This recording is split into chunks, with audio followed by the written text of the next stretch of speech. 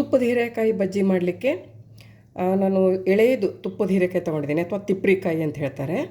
ಇದು ಸೇಮ್ ಇದರದ್ದು ಇದಕ್ಕೆ ಕೆಟಗರಿಗೆ ಬೀಳೋದು, ಅಂದರೆ ರಿಚ್ ಗಾರ್ಡ್ ಹೀರೆಕಾಯಿ ಆ ಥರದ್ದು ಇದರಲ್ಲಿ ಬೀಳ್ತದೆ ಇದು. ಇದಕ್ಕೆ ಬಜ್ಜಿಗೆ ತುಂಬ ಒಳ್ಳೆಯದು. ಇದು ಬಜ್ಜಿ ಮಾಡಲಿಕ್ಕೆ ತುಂಬ ಟೇಸ್ಟ್ ಆಗ್ತದೆ ಇದರಲ್ಲಿ. ಲೈಕ್ ಆನಿಯನ್ ಪಕೋಡ, ಆನಿಯನ್ ಬಜ್ಜಿ ಹೆಂಗೆ ಇಷ್ಟಪಡ್ತೀವಲ್ಲ ಆ ರೀತಿ ಇದು ಕೂಡ. ಸೊ ನಮ್ಮ ಉತ್ತರ ಕರ್ನಾಟಕದಲ್ಲಿ ಜನ ಇದಕ್ಕೆ ಯೂಶ್ವಲಿ ಹೋಳಿಗೆ ಮಾಡಿದಾಗ ಹೋಳಿಗೆ ಒಟ್ಟಿಗೆ ಈ ಬಜ್ಜಿ ಇರ್ತದೆ. ಲೈಕ್ ದಾವಣಗೆರೆ ಜನ ಏನು ಮಾಡ್ತಾರೆ, ಯೂಶ್ವಲಿ ಅವರು ಮಿರ್ಚಿ ಬಜ್ಜಿ ಮಾಡ್ತಾರೆ. ಹಾಗೆ ಇದು ಕೂಡ ಅಲ್ಲಿ ನಾರ್ತ್ ಕರ್ನಾಟಕ ಇದು ಒಂದು ಪಾಪ್ಯುಲರ್ ಬಜ್ಜಿ, ಇದು ವೆಜಿಟೇಬಲ್ ಇದು. ಸೊ ಮೊದಲು ಇದನ್ನು ತೊಳೆದು ಸಣ್ಣದಾಗಿ ಹೆಚ್ಚಿಟ್ಕೊಳ್ಳೋಣ. ಇದು ಎಳೆದಿದ್ದರೆ ಒಳ್ಳೆಯದು, ಕಾಯಿ ಬಲ್ತಿದ್ರೆ ಅಷ್ಟು ಚೆನ್ನಾಗಾಗಲ್ಲ.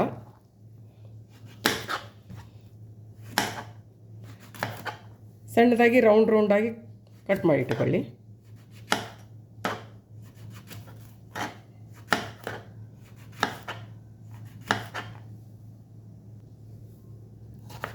ಎಳೆದಿದೆ ನೋಡಿ, ಬೀಜ ಏನೂ ಕಾಣಿಸಲ್ಲ, ಅಷ್ಟು ಎಳೆದಿದೆ. ತುಂಬ ಟೇಸ್ಟಿ ಆಗ್ತದೆ. ಇದನ್ನು ಮೊದಲೆಲ್ಲ ರೌಂಡಾಗಿ ಕಟ್ ಮಾಡಿ ಇಟ್ಕೊಂಡು ಆಮೇಲೆ ಹಿಟ್ಟಿಗೆ ಕಲಸೋಣ. ಹಿಟ್ಟಿಗೆ ಕಲಸಿ ಸ್ವಲ್ಪ ಹೊತ್ತು ಬಿಡಬೇಕು ಇದನ್ನು. ಅಂದರೆ ಅದು ಇದರಲ್ಲಿರೋ ನೀರಿನಂಶ ಸ್ವಲ್ಪ ಬಿಡ್ತದೆ, ಸೌತೆಕಾಯಿ ಥರ ಆಯಿತಾ. ಸೊ ಹಾಗಾಗಿ ನೀರಿನ ಅಂಶ ಬಿಡ್ತದೆ ಸ್ವಲ್ಪ. ಒಂದು 15 ನಿಮಿಷ ಹಿಟ್ಟು ಕಲಸಿಟ್ಟು ಬಿಡಬೇಕು. ಆಮೇಲೆ ಬಜ್ಜಿ ಕರಿಲಿಕ್ಕೆ ಆ ಕನ್ಸಿಸ್ಟೆನ್ಸಿ ಕರೆಕ್ಟ್ ಆಗ್ತದೆ, ಗೊತ್ತಾಗ್ತದೆ ಎಷ್ಟು ನೀರು ಇನ್ನೇ ಆ್ಯಡ್ ಮಾಡಬೇಕಾ ಬೇಡವಾ ಅಂತ.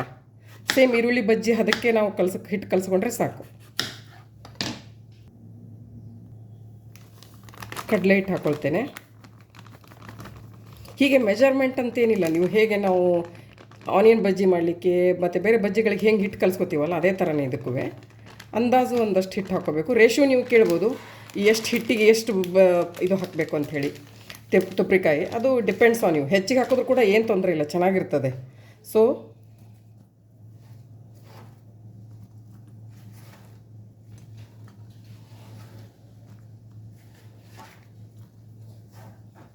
ಅಷ್ಟು ಹಾಕ್ತೇನೆ. ಸ್ವಲ್ಪ ಉಪ್ಪು,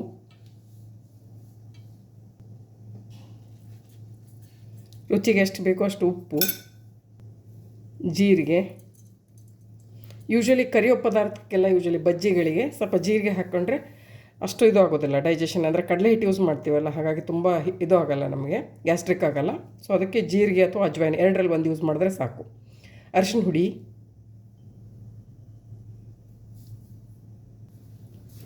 ಐದರ್ ಅಚ್ಚ ಖಾರದ ಪುಡಿ ಅಥವಾ ನೀವು ಮೆಣಸಿನ್ಕಾಯಿ ಕಟ್ ಮಾಡಿ ಹಾಕ್ಕೋಬೋದು, ಯಾವುದು ಹಾಕ್ಕೋಬೋದು. ಸದ್ಯಕ್ಕೆ ನಾನು ಇವಾಗ ಮೆಣಸಿನ ಹುಡಿ ಹಾಕ್ತಾಯಿದ್ದೇನೆ, ಚಿಲ್ಲಿ ಪೌಡರ್.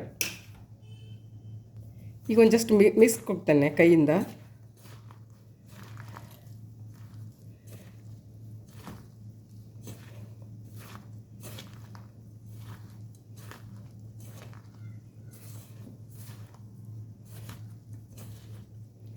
ಇಷ್ಟು ಕೊಟ್ಟು ಒಂದು 10 ನಿಮಿಷ ಬಿಡ್ತೇನೆ. ಸೊ ದಟ್ ಅಲ್ಲಿಗೆ ಇದು ನೀರು ಬಿಟ್ಟಾಗ ಎಷ್ಟು ನೀರು ಅಡಿಷ್ನಲ್ ಬೇಕಾಗಿದ್ದು ಮಾತ್ರ ಹಾಕ್ಬೋದು. ಹಾಗೆ ಅಂದರೆ ಇನ್ನೂ ಚೆನ್ನಾಗಿ ಬರ್ತದೆ. ಈಗಲೂ ಹಾಕೋಬೋದು, ಬಟ್ ಇದು ಕಲಸಿಟ್ಟು ಆಮೇಲೆ ಒಂದು 10 ನಿಮಿಷ ಬಿಟ್ಟು ಹಾಕುವಾಗ ಇನ್ನೂ ಚೆನ್ನಾಗಾಗ್ತದೆ. ಸೊ ಹಾಕಿ ಒಂದು 10 ನಿಮಿಷ ಮುಚ್ಚಿ ಇಡ್ತೇನೆ. ಆಮೇಲೆ ನೀರು ಹಾಕಿ ಕಲಸಿ ಅದರ ಜೊತೆಗೆ ಸೋಡಾ ಪುಡಿನೂ ಸ್ವಲ್ಪ ಹಾಕಬೇಕು ಇದಕ್ಕೆ, ಒಂದು ಚಿಟಿಕೆ, ತುಂಬ ಬೇಡ. ಸೊ ಈಗ ಮುಚ್ಚಿಡ್ತೇನೆ. ಬೇಕಿದ್ರೆ ಸ್ವಲ್ಪ ನೀರು ಹಾಕ್ಕೊಂಡು ಇಟ್ಕೋಬೋದು. ಒಂದು ಸ್ವಲ್ಪ ನೀರು, ಒಂದು 2 ಸ್ಪೂನ್ ನೀರು ಹಾಕಿ ಇಡುವ.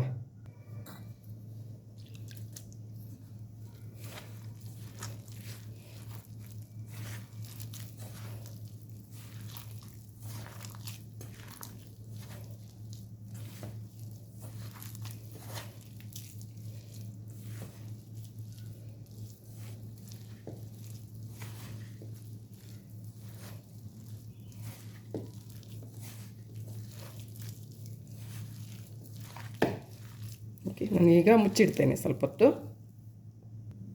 ಇವಾಗ ಒಂದು 10 ಮಿನಿಟ್ಸ್ ಆಯಿತು. ಸೊ ಕಲಸಿಟ್ಟಿರೋದು ನೋಡಿ ಸ್ವಲ್ಪ ನೀರು ಬಿಟ್ಕೊಂಡಿದೆ. ಸೊ ಇದಕ್ಕೆ ಮಾಡೋಕ್ಕಿಂತ ಮುಂಚೆ ಒಂದು ಸತಿ ಉಪ್ಪು ಕರೆಕ್ಟಾಗಿದೆ ನಾನು ನೋಡಿಕೊಂಡು, ಖಾರ ಬೇಕಾ ನೋಡ್ಕೊಳ್ಳೋದು, ಒಂದು ಚಿಟಿಕೆ ಸೋಡಾ ಹಾಕಿ ಕಲಸಿಬಿಟ್ಟು ಬಜ್ಜಿ ಕರಿಯೋದು. ನನ್ನ ಚೂರು ನೀರು ಬೇಕನ್ನಿಸ್ತದೆ, ತುಂಬ ಕಡಿಮೆ ಆಗಿದೆ, ಸ್ವಲ್ಪ ನೀರು ಹಾಕ್ತೇನೆ.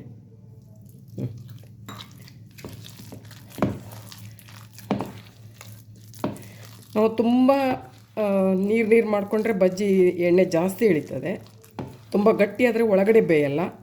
ಸೊ ಅದನ್ನು ನೋಡಿಕೊಂಡು ಮತ್ತೆ ಅದು ಇಷ್ಟು ಕನ್ಸಿಸ್ಟೆನ್ಸಿ ಇದ್ದರೆ ಸಾಕು. ಬಜ್ಜಿ ಬಿಡುವಾಗ ಚಿಕ್ಕ ಚಿಕ್ಕ ಬಜ್ಜಿ ಬಿಡೋದು, ತುಂಬ ದೊಡ್ಡ ದೊಡ್ಡದು ಬಿಡಲಿಕ್ಕಿಲ್ಲ. ಹಿಟ್ಟು ಉಂಡೆ ನೋಡಿ, ಅಷ್ಟು 2-5 ಹಾಕಿರೋದು ಕರಗಿ ಹೋಗಿ ಅದು ಅದರಲ್ಲಿ ಆಲ್ರೆಡಿ ಎಲ್ಲ ನೀರು ಬಿಟ್ಟುಕೊಂಡು ಕರಗಿ ಹೋಗಿ ಇಷ್ಟ ಆಗಿದೆ.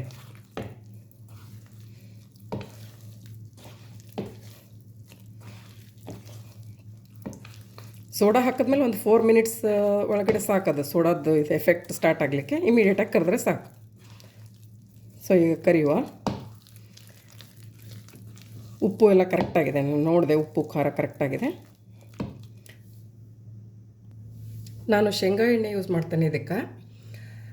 ಈಗ ಮೊದಲೆಲ್ಲ ಫಿಲ್ಟರ್ಡ್, ಈ ನಡುವೊಂದಿಷ್ಟು ದಿನ ತುಂಬ ಫಿಲ್ಟರ್ಡ್, ತುಂಬ ವರ್ಷದಿಂದ ಫಿಲ್ಟರ್ಡ್ ಆಯಿಲ್ ಬಂದು ಅದೆಲ್ಲ ತುಂಬ ಹೆಲ್ತಿಗೆ ಒಳ್ಳೆಯದಲ್ಲ. ಮತ್ತು ನಾವು ಚಿಕ್ಕದಿರುವಾಗ ಯೂಸ್ ಮಾಡ್ತಿರುವಂಥ ಗಾಣದ ಎಣ್ಣೆ ಅಂತ ಹೇಳ್ತಿರಲ್ಲ, ಅದನ್ನು ಯೂಸ್ ಮಾಡ್ತಾಯಿದ್ದೀನಿ ನಾನು. ಅಂದರೆ ಕೋಲ್ಡ್ ಪ್ರೆಸ್ಡ್ ಆಯಿಲ್, ಅದೇನಿಲ್ಲ, ಜಸ್ಟ್ ಗಾಣದಿಂದ ಎಣ್ಣೆ ತೆಗೆದಿದ್ದು ಹಾಗೆ ಡೈರೆಕ್ಟಾಗಿ ಪ್ಯಾಕ್ ಮಾಡ್ತಾರೆ ಅಷ್ಟೇ. ಅದಕ್ಕೇನು ಅಡಿಷ್ನಲಿ ಫಿಲ್ಟ್ರಿಂಗ್ ಇಲ್ಲ, ಜಸ್ಟ್ ಒಂದು ನಾರ್ಮಲ್ ಫಿಲ್ಟ್ರಿಂಗ್ ಅಷ್ಟೇ. ಸೊ ಅದು ಹೆಲ್ತಿಗೆ ಒಳ್ಳೆಯದು ಅಂತಿಕೊಂಡು ಮತ್ತೆ ಓಲ್ಡ್ ಕಾನ್ಸೆಪ್ಟ್ ಸ್ಟಾರ್ಟ್ ಆಗಿದೆ ಇವಾಗ. ಇದೆಲ್ಲ ಬೇರೆ ಬೇರೆ ಎಲ್ಲ ಬ್ರ್ಯಾಂಡೆಡ್ ಆಯಿಲ್ ಎಲ್ಲ ಕಡಿಮೆ ಆಗ್ತಾಯಿದೆ ಇವಾಗ ಮತ್ತೆ. ಸೊ ಆ ಆಯಿಲ್ ಯೂಸ್ ಮಾಡ್ತಾಯಿದ್ದೇನೆ ನಾನು. ತುಂಬ ಇಲ್ಲ, ಎಷ್ಟು ಬೇಕು ಅದಕ್ಕೆ ಅಷ್ಟು ಹಾಕ್ಕೊಂಡಿದ್ದೇನೆ. ಈಗ ಅದು ಎಣ್ಣೆ ಕಾಯ್ಲಿಕ್ಕಿಟ್ಟು ಬಜ್ಜಿ ಕರಿಯೋದು.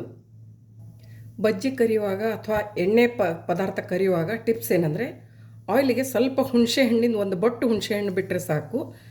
ಅದು ಎಣ್ಣೆ, ನಾವು ಮಾಡೋ ಪದಾರ್ಥ ಎಣ್ಣೆ ಅಬ್ಸಾರ್ವ್ ಆಗೋದು ಕಡಿಮೆ ಆಗ್ತದೆ ಅಂತ ಹೇಳ್ತಾರೆ. ಸೊ ಹಾಗೆ ನಾನು ಮಾಡ್ತಾಯಿದ್ದೀನಿ, ಒಂದು ಬಿಟ್ಟಿದ್ದೀನಿ. ಮತ್ತು ಇನ್ನೊಂದು ನೆನಪಿರಲಿ, ಸೋಡಾ ಹಾಕಿದ್ಮೇಲೆ ತುಂಬ ಹೊತ್ತು ಬಿಡಬಾರ್ದು. ಒಂದು 5 ಮಿನಿಟ್ಸ್ ಒಳಗಡೆ ಅದು ನೀವು ಕರಿಲಿಕ್ಕೆ ಸ್ಟಾರ್ಟ್ ಮಾಡಿದ್ರೆ ಒಳ್ಳೆಯದು. ಆಮೇಲೆ ಅದು ಸೋಡಾದ ಎಫೆಕ್ಟ್ ಹೋಗ್ತದೆ. ಮತ್ತು ತುಂಬ ಸೋಡಾ ಹಾಕಲಿಕ್ಕಿಲ್ಲ, ತುಂಬ ಸೋಡಾ ಹಾಕಿದಾಗ ಅದು ಅಷ್ಟೇ ಎಣ್ಣೆ ಎಳಿತದೆ, ಪದಾರ್ಥ ಎಣ್ಣೆ ಎಳ್ಕೊತದೆ ಹಾಗೆ. ಸೊ ಆಲ್ರೆಡಿ ಎಣ್ಣೆ ಡೀಪ್ ಫ್ರೈ ಇರೋದ್ರಿಂದ ಸ್ವಲ್ಪ ಅಂಥದ್ದೆಲ್ಲ ಸ್ವಲ್ಪ ಕೇರ್ಫುಲ್ಲಾಗಿ ಯೂಸ್ ಮಾಡಬೇಕು, ಕಡಿಮೆ ಸೋಡಾ ಹಾಗೆ. ಸೊ ಇವಾಗ ನಾನು ಎಣ್ಣೆ ಕಾಯ್ದಿದೆ. ಚಿಕ್ಕ ಚಿಕ್ಕ ಬಜ್ಜಿಗಳು,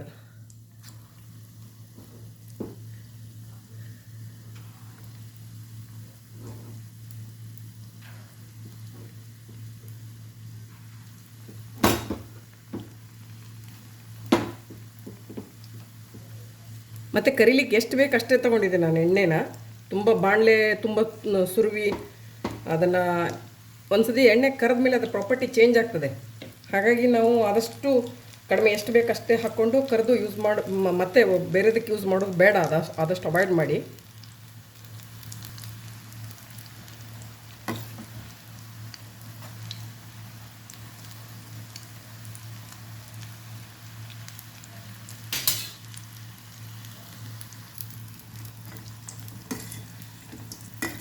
ಚಿಕ್ಕ ಚಿಕ್ಕ ಬಜ್ಜಿಗಳು ಇದಕ್ಕೆ ಹಾಕುವಾಗಲೇ ಚಿಕ್ಕ ಚಿಕ್ಕ ಬಜ್ಜಿಗಳು ಹಾಕೋದು ಇದರಲ್ಲಿ.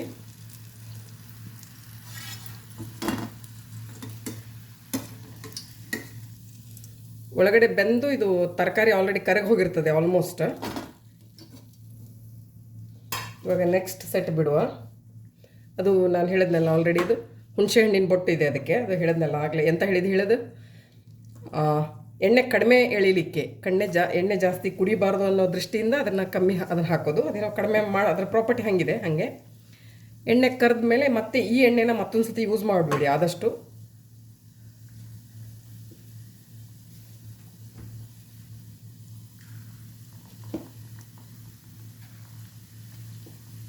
ಎಣ್ಣೆ ಮೀಡಿಯಮ್ ಹದ್ದಲ್ಲಿ ಹೀಟಾಗಿರಬೇಕು. ತುಂಬ ಬಿಸಿ ಇದ್ದರೆ ಬೇಗ ಕಪ್ಪಾಗಿ ಹೋಗ್ತದೆ. 1 ಮಿನಿಟ್ ಬೇಕು ಬೇಯಲಿಕ್ಕೆ. ನಾನು ಬೇಯಿಸುವಾಗ ವಿಡಿಯೋ ಕಟ್ ಮಾಡಿದ್ದೇನೆ, ಆಫ್ ಮಾಡಿದ್ದೇನೆ. ಗೊತ್ತಾಗ್ತದೆ ಈ ಆಲ್ಮೋಸ್ಟ್ ಒಂದು ಬೆಂದಿರೋ ಬಣ್ಣ ಚೇಂಜ್ ಆಗ್ತದೆ. ಆಮೇಲೆ ನೀರಿನ ಇದು ಎಣ್ಣೆ ಗುಳ್ಳೆಗಳೆಲ್ಲ ತುಂಬ ಕಡಿಮೆ ಆಗ್ತದೆ. ಆವಾಗ ಅದು ಆಲ್ಮೋಸ್ಟ್ ಎಣ್ಣೆ ಅದು ಬೆಂದಿದೆ ಅಂತ ಅರ್ಥ, ಎಣ್ಣೆಯಲ್ಲಿ ಬೆಂದಿದೆ ಅಂತ ಅರ್ಥ.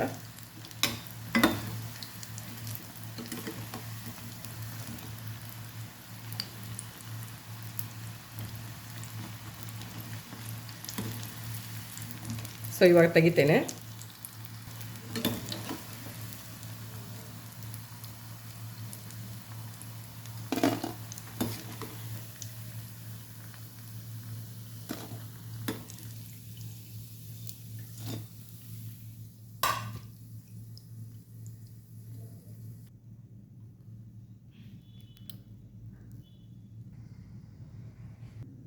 ಇವಾಗ ಬಜ್ಜಿ ರೆಡಿಯಾಗಿದೆ. ಇದು ಅನ್ನ ಸಾಂಬಾರು ಸೈಡ್ ಡಿಶ್ಶಾಗಿ ಯೂಸ್ ಮಾಡ್ಬೋದು. ರೊಟ್ಟಿ ಚಪಾತಿ ಜೊತೆಗೆ ಸೈಡ್ ಡಿಶ್ ಯೂಸ್ ಮಾಡ್ಬೋದು. ನಾವು ಹೋಳಿಗೆ ಮಾಡಿದಾಗೆಲ್ಲ ಯೂಶ್ವಲಿ ಮಾಡೇ ಮಾಡ್ತೀವಿ ಇದನ್ನು. ನೀವು ಒಂದು ಸತಿ ಮಾಡಿ ಟ್ರೈ ಮಾಡಿ. Thank you.